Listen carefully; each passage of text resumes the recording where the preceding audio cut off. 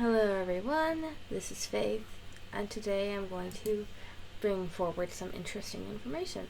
Some will be in regards to crystals, which can be found in the canon itself, but others will be in regards to different methods for getting rid of demons that are supported by the Book of Jubilees and Tobit, which are supported by the Dead Sea Scrolls, the Greek, and the Ethiopian Bible. The Book of Tobit is in the Greek Septuagint. According to everything I've researched so far, when the Ethiopians first heard the gospel, it was pretty early on, and you can even read an account of it over in Acts 8:25 through 39. After they had further proclaimed the word of the Lord and testified about Jesus, Peter and John returned to Jerusalem, preaching the gospel in many Samaritan villages. Now, an angel of the Lord said to Philip, "Go south to the desert road that goes down from Jerusalem to Gaza." So he started out, and on his way he met an Ethiopian, a eunuch, an important official in charge of the treasury of Kandake, which means Queen of the Ethiopians. This man had gone to Jerusalem to worship, and on his way home he was sitting on his chariot reading the book of Isaiah the prophet. The Spirit told Philip, "Go to that chariot and stay near it." Then Philip ran up to the chariot and heard the man reading Isaiah the prophet. "Do you understand what you are reading?" Philip asked. "How can I?" he said, "unless someone explains it to me." So he invited Philip to come up and sit with him. This is a passage of scripture the eunuch was reading. "He was led like a sheep to the slaughter, and as a lamb before its shearer is silent, so he did not open his mouth. In his humiliation he was deprived of justice. Who can speak of his descendants, for his life was taken from the earth?" The eunuch asked Philip, "Tell me, please, who is the prophet talking about, himself or someone else?" Then Philip began with that very passage of scripture and told him the good news about Jesus. As they traveled along the road, they came to some water, and the eunuch said, "Look, here is the water. What can stand in the way of my being baptized?" And he gave orders to stop the chariot. Then both Philip and the eunuch went down into the water, and Philip baptized him. When they came up out of the water, the Spirit of the Lord suddenly took Philip away, and the eunuch did not see him again, but went on his way rejoicing. As we can see, it was fairly early on that the news of the gospel spread to Ethiopia. This is very key in understanding something, because the Ethiopian Bible is actually the oldest Bible in the world. If you actually do some research on it, you can find the information.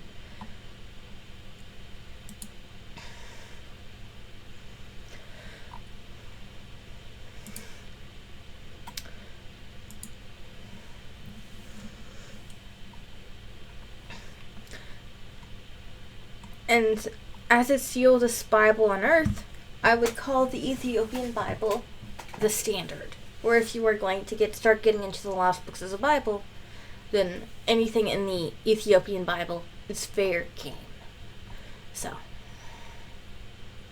what all is in the Ethiopian Bible? As you can see, the Book of Jubilees and the Book of Tobit, both of these books are here. I am going to be going over both the stuff that is both in the books of Jubilees and Tobit here today, because there is some interesting information. Sometimes people say certain methods of getting rid of demons are against God, even though you can't find that anywhere in Scripture. But if you look at some of these lost books of the Bible and the information that's in there, you will find that not everything is against God, as the churches want us to believe, as the Christians want us to believe, as everybody involved in Christianity wants us to believe. And I will go over just something more about the Book of Tobit, because you can also actually find that in the Greek Septuagint. See? I actually have a copy of the Greek Septuagint in my room, and the Book of Tobit is certainly in there. I also have some of the original 1516 Geneva and the original KJV 1611 in my room, and this book is also in both of them. The Apocrypha is in the older Bibles. Up next, I'll show a bit of evidence for the fact that they are the books of Jubilees and Tobit were both found in the Dead Sea Scrolls and are supported by them. So, 5 fragments of Tobit were found among the Dead Sea Scrolls, 1 in Hebrew, 4 in Aramaic. The Codex Sinaiticus contained a longer and older Greek edition of Tobit, which is used in modern translations. That's actually pretty interesting. Yes. They were... the Book of Jubilees was also found amongst the Dead Sea Scrolls. It is now known that the group which wrote and transcribed the Dead Sea Scrolls had numerous copies of it. 15 have been identified, and they seem to have included it among the works which they viewed as most authoritative works that in later Christian parlance would be called canonical or biblical. Their view was not, however, shared by the majority of the Jews. As a result, the Hebrew version of the book was not preserved with biblical writings and eventually disappeared, apparently through neglect. Fortunately, however, it had been translated into Greek. It is not known when the translation was made or who did it. The earliest evidence for use of it comes from around 220 AD, when the Christian scholar Julius Africanus consulted and cited it in his study of biblical history.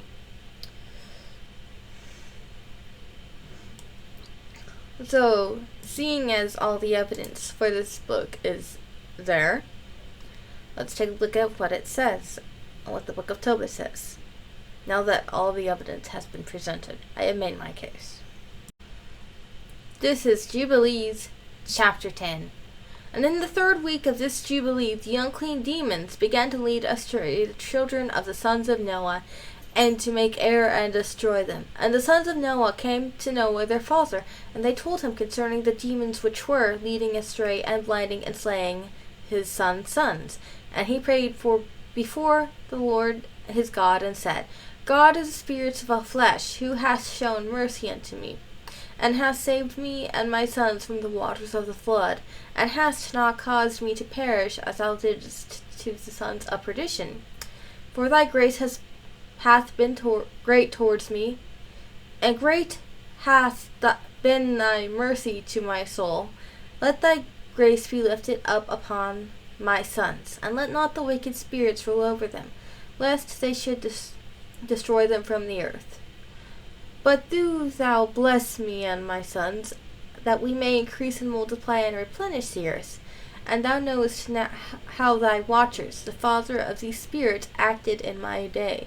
And as for these spirits which are living, imprison them, and hold them fast in the place of condemnation, and let them not bring destruction on the sons of thy servant, my God, for these are malignant and created in order to destroy. And do not let them rule over the spirits of the living. Thou alone canst exercise dominion over them, and let them not have the power over the sons of righteousness from henceforth forevermore. And the Lord our God bade us to bind all, and to the chief of spirits, Mastema, came and said, Lord Creator, let some of them remain before me, and let them hearken to my voice, and do all that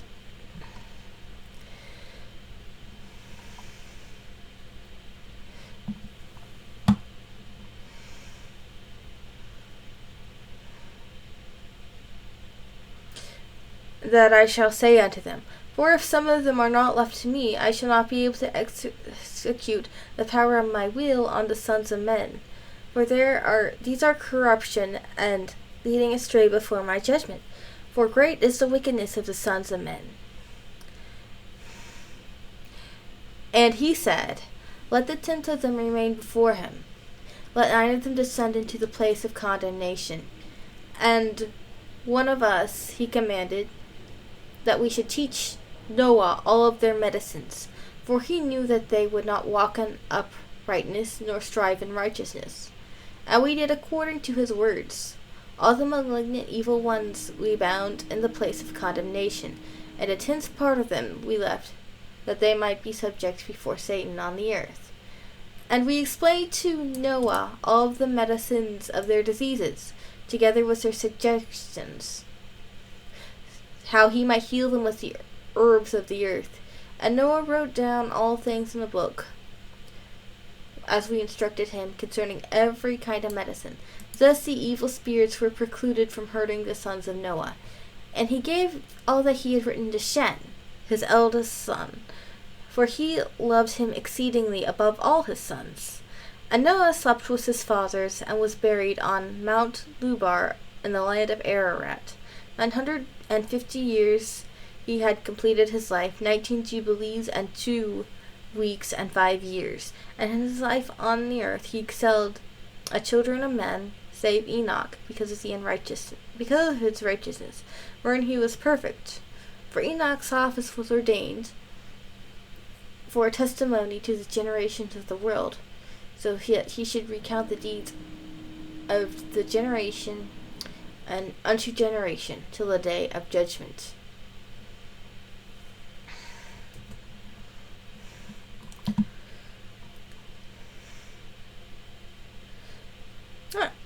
So,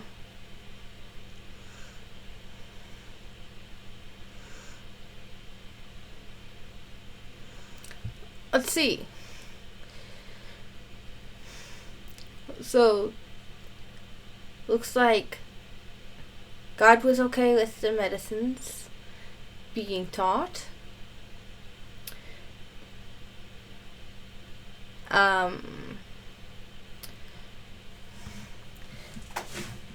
Noah had all the medicines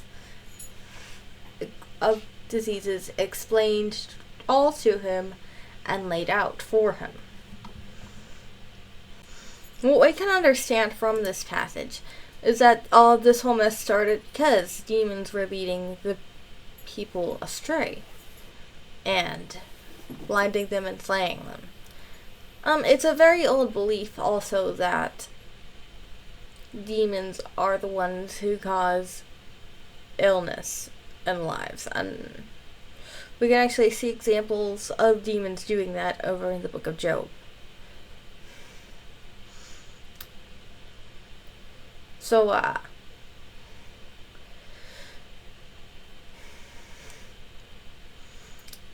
the medicines back then were made from the herbs of the earth, and when the medicines were explained to Noah together, it was also explained together with their suggestions and how he might heal them with herbs of the earth, and Noah wrote down all the things in the book as instructed concerning every type of medicine. Thus the evil spirits were precluded from hurting the sons of Noah. I think it's obvious where I'm going with this. It's actually not wrong to use plants to help keep certain demons away. This is part of what was being done here. At least that is the way that I am interpreting it. The using remedies in order to help prevent demons from being there, that's actually not necessarily wrong, and it should not be demonized. I get that Satan wants to sit there and say, oh, it's my fault that this is all being done, and he wants to take all the credit. But it's actually not. It doesn't belong to him. Up next we have the Book of Tobit. And as they went on their journey, they came in the evening to the river Tigris, and they lodged there. And when the young man went to wash himself, a fish leaped out of the river and would have devoured him. Then the angel said unto him, Take the fish. And the young man laid hold of the fish, and drew it to land. To whom the angel said, Open the fish, take the heart and liver and gall, and put them up safely. So the young man did as the angel commanded him, and when they had roasted the fish, they did eat it. And then they both went on their way, till they drew near to Ecbatane. Then the young man said to the angel, Brother Azarias, to what is the use of the heart and the liver and the gall of the fish? And he said unto him, Touching the heart and liver, if a devil or a spirit trouble any, we must make a smoke thereof before the man or the woman, and the party shall be no more vexed. I'm honestly not sure I really need to state that much else here right now. I think I've said enough for everybody to understand without us saying that. And I would recommend you read the books of Jubilees and Tobit for yourselves to get a better grasp on it. I'd recommend studying those.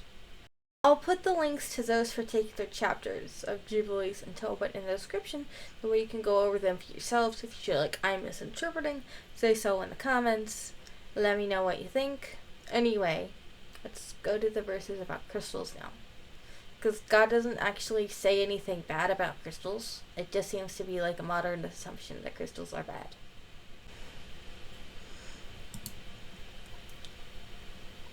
Exodus 28:15-30. And thou shalt make the breastplate of judgment with cunning work. After the work of ephod thou shalt make it. Of gold, of blue, and of purple, and of scarlet, and of twined linen thou shalt make it. 4 it shall be, being doubled, a span of the length thereof, and a span of the breadth thereof. And thou shalt set it in settings of stones, even 4 rows of stones. The first row shall be sardius, a topaz, and a carbuncle. And this shall be the first row.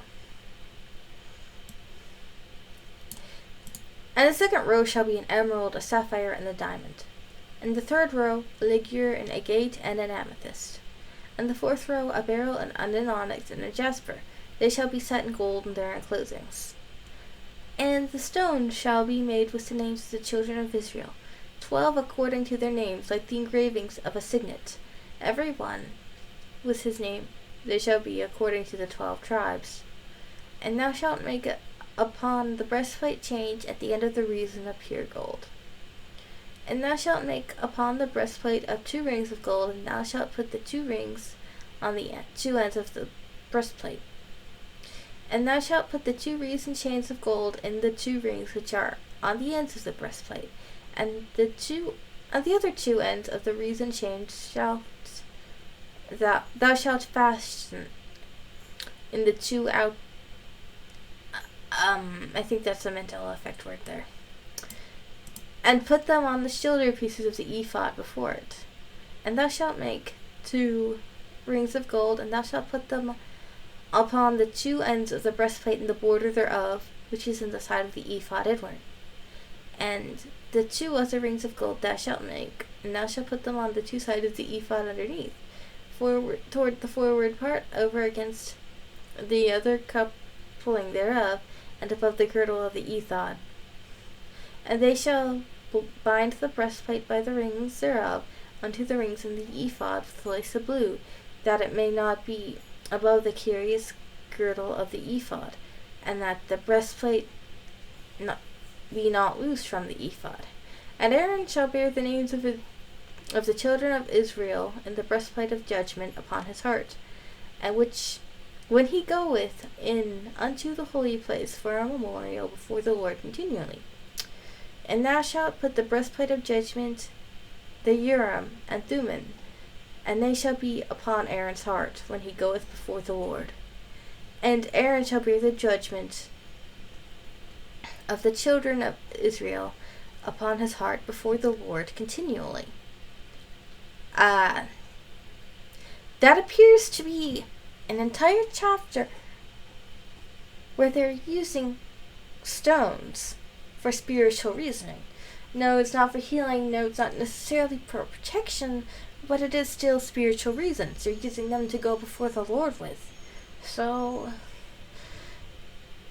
I don't necessarily see a problem with crystals. The idea that crystals are bad just seems to be like a modern doctrine that doesn't add up. I will see everybody next time. Thank you for watching.